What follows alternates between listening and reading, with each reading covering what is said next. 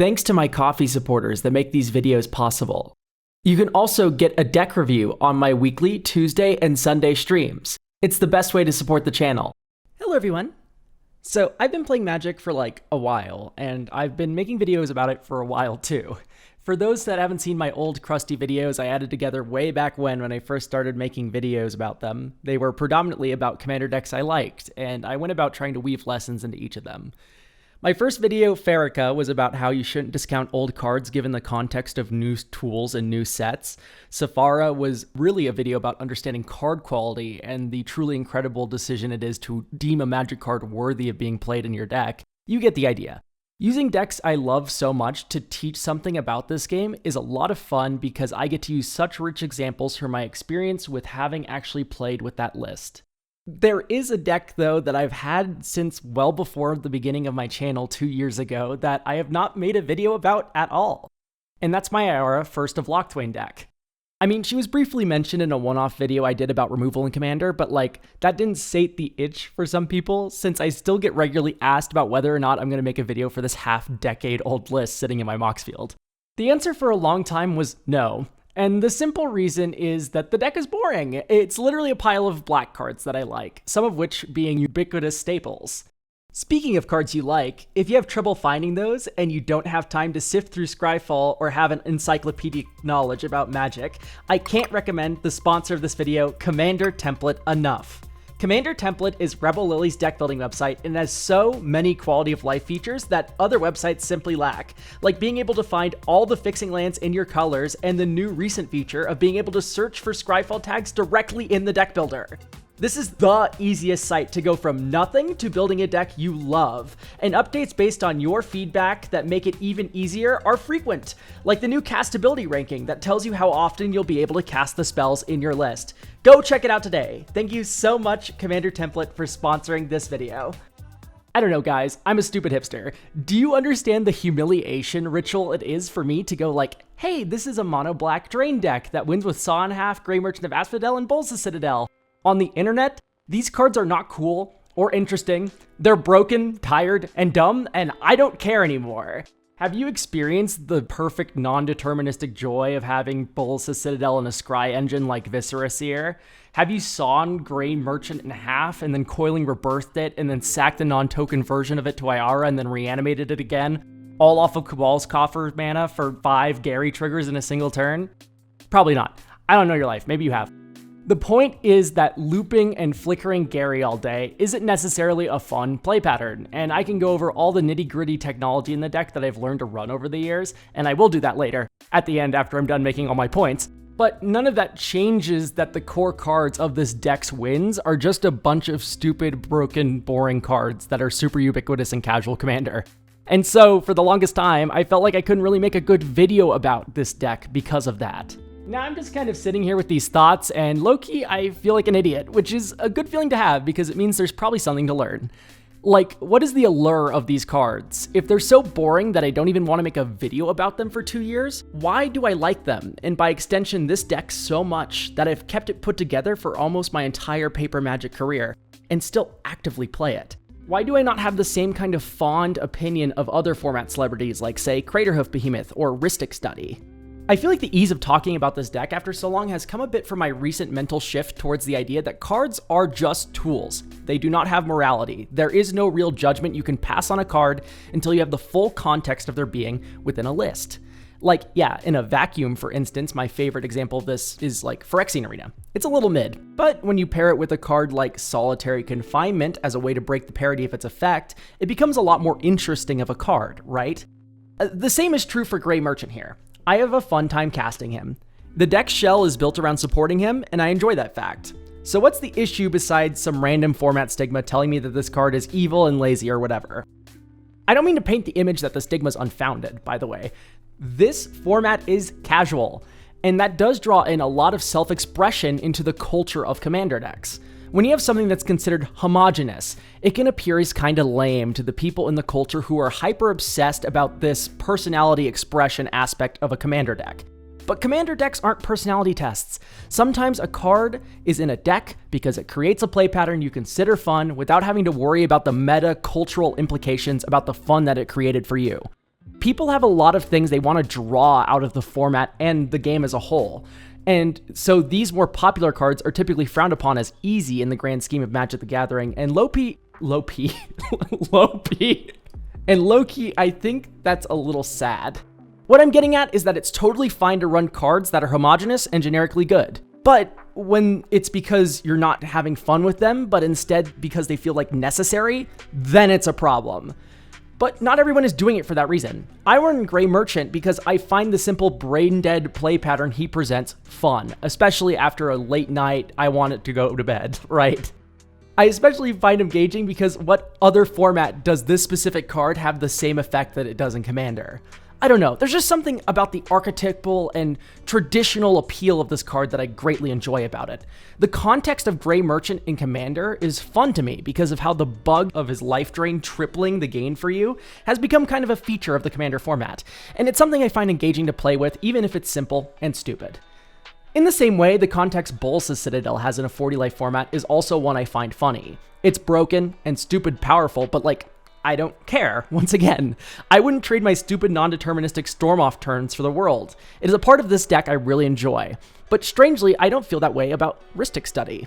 And maybe it's just because it's a card outside of my usual budget, whereas Citadel is not, or because it feels like I see it more than Citadel, or that requires less deck building than Citadel, or it's more annoying to resolve and deal with than Citadel. But it is still a card that has a similar context shift in Commander that may cause someone to enjoy it like I do Citadel, insofar as having 3 opponents instead of 1 makes it a different card with a new context, in the same way that having 40 instead of 20 starting life gives Citadel a new kind of context. Anyway, just a little hypocritical thought I felt like sharing about this, but generally speaking, I think my conclusion is I don't mind a generic card so much in Commander, so long as it lends itself well to synergy. And not really even deep hipster synergy or anything, but just using Citadel in this life gain deck to offset the life payments, and also running it alongside Viscera Seer to turn all the tokens I used to drain out my opponents with Ayara to clear the top of my library for the Citadel if I hit dead cards. Still, super broken. Don't read this as me trying to sell you on enjoying the design of Citadel or calling Citadel fair and cool in this deck. You shouldn't. This card is egregious and boring, but just know that it's a serious guilty pleasure card. Ah! I need to take my pill. Everything's going wrong during this recording. Hang on. Okay, anyway, where was I? But just know it's a serious guilty pleasure card here for me because of all the stupid top deck manipulation plays and sacrifice plays this dumb card can lend itself to. Oh, right. There's a deck to talk about, huh? Let me get off my soapbox about the esoteric nature of the generic or whatever here, and let's get into what I love about this dumb mono black deck. So, Ayara drains your opponents for each black creature that enters, so naturally, the base of this deck is a token strategy, with cheap cards like Bitterbloom Bearer, Lord Skitter, Jadar, all the usual suspects are here. Now, a lot of people, at least if EDH Rec is to be believed, which it shouldn't always be, but anyway, from here would make Ayara into an Aristocrats deck with Zulaport Cutthroat and the like. I don't really like this angle since Ayara has already rewarded you for making the tokens to begin with. I think of her less of an Aristocrats deck and more of a Perforos God of the Forge. The only sacrificing I have in the deck is Ayara, Viscera Seer, and Woestrider, and the last 2 of those are only in for clearing my top decks for storming off with Bolas' Citadel like I mentioned earlier. Instead, what I use these wide token boards for is convoking out Hoarding Broodlord.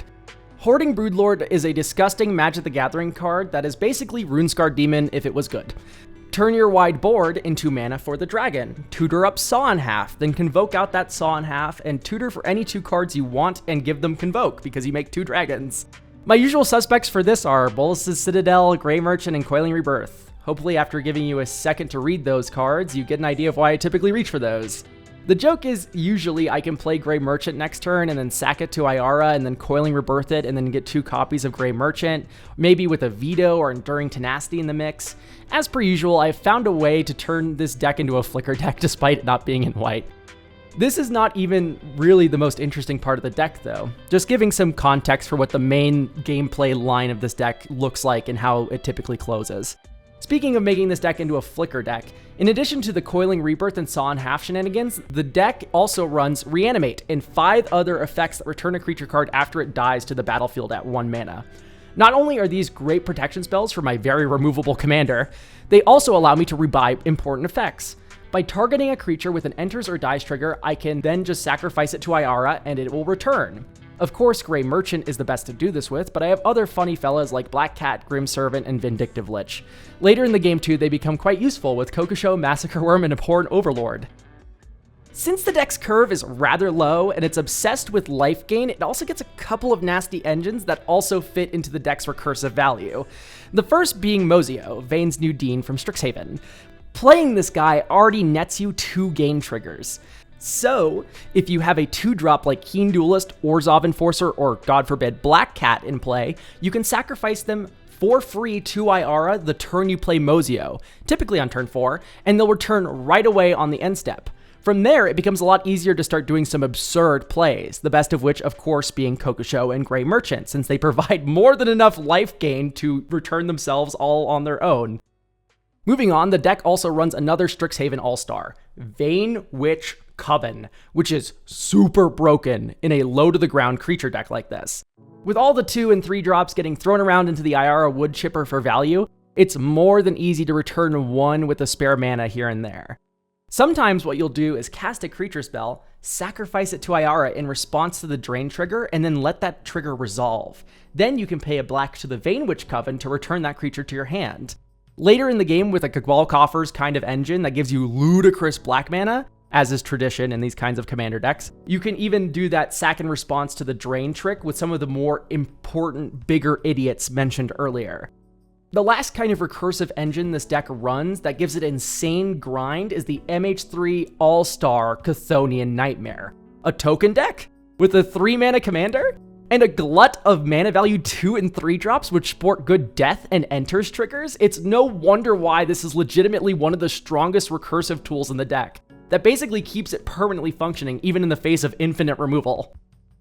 Sometimes 1 drain for creatures isn't really enough, and once upon a time I used to run an Epicure of Blood as something that would make every token drain for twice as much.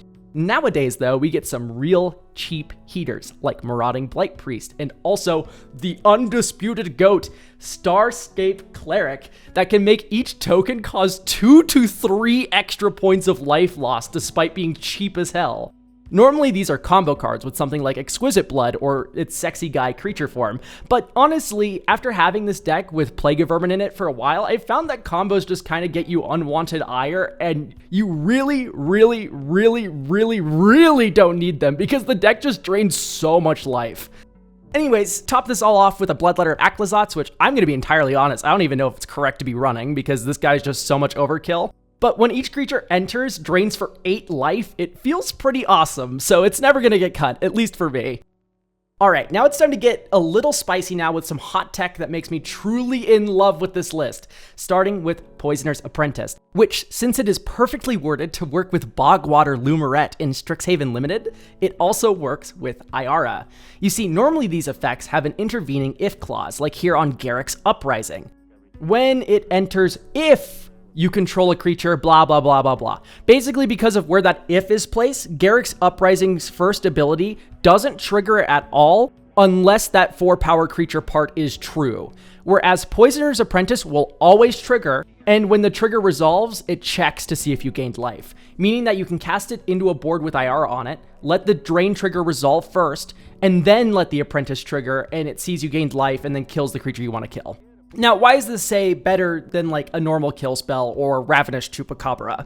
The answer is simply curve. By being a 3-drop, you're able to curve Ayara on turn 3 into this on turn 4, and then you can use one of the 6 1-mana recursive effects mentioned earlier, or Chthonian Nightmare alongside Ayara's ability, to cause it to happen again, effectively turning all of those into miniature dismembers.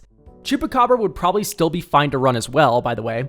I just found pretty quickly that when it comes to flickering 4-drops in this deck, I much prefer to do it with Gonti, Lord of Luxury, because they're funny.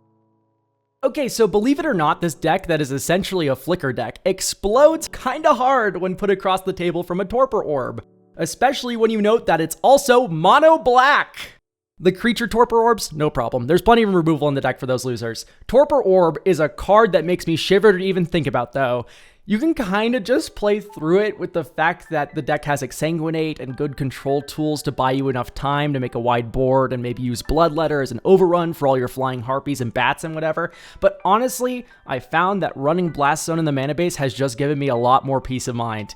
The deck already runs Expedition Map for the coffers, so why not run the zone as well as an insurance policy?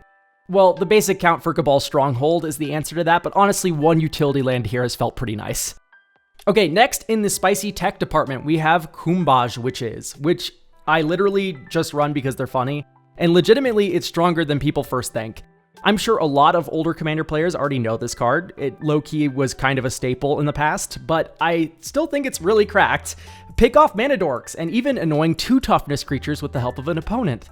This deck runs very few 1 toughness creatures that I feel the need to protect with my life. It's only Darkstar Augur that I really care about legitimately, and if the witches are in play and I want to use them, I'll just sack a 1 toughness creature so I become a pretty bad target. You gonna ping my creatures that won't die? Are you gonna ping my 50-point life total that's about to go up to 70? It's basically just one-sided, and sometimes even more so with the help of an opponent who's also annoyed by that Aethersworn Canonist or whatever 2 health Chungus you want to rip off the board. Don't sleep on this card. And yes, it's nice that it gives 2 Black Devotion as well. Okay, now lastly in the spicy deck department, let's talk about some interactive cards. Starting with the cards I run in order to make Enduring Tenacity more stable in the late game in case the deck goes into a 1v1. You know, the kind of situation that makes Kokosho, Exsanguinate, and Grey Merchant far less powerful. Basically, some of the interactive suite has Drain stapled onto it, so you can combo them with either Life Gain Nuke card. March of Wretched Sorrow and Consuming Corruption are both great high floor cards that have added synergy with veto effects. I have finished off my fair share of opponents by X's 11ing March of Wretched Sorrow by exiling my whole hand with one of these on board. Or like 3, which I had that one time. Don't sleep on San halving Enduring Tenacity to get 3 snakes. My other funny pick in the interactive suite is Voldaren Pariah, which allows you to take 3 creatures and turn them into 3 edicts when she flips over. From there, if you have a Feigned Death effect and a sack outlet like Viscerus here, or Roast Strider, or even just a kill spell like Defile, you can reset her and do it again. It's kind of sad she turns into a colorless creature when she flips over, so you can't sacrifice her to Ayara. But this is still one of my favorite cards to play from one of my favorite sets. The board gets super wide in Ayara, so having a tool like this lady that can turn them into removal is super fun. Should I be running Attrition instead? Absolutely. But honestly, I just find that card a little oppressive, but if you hate your friends more than I do, it's 1000% the right call. Okay, thank you for watching me nerd out about my dumb mono black deck. Who is your guilty pleasure commander or 99 card that you know is overplayed but you love anyway? Let me know down in the comments below, and until next time, bye! Hang on, I have a standing desk. I just realized right now, I'm an idiot. I'm standing at my standing desk, but it's in the sitting position. Why didn't I move the desk up? I'm a fucking brainiac, dude. Anyway, from the top.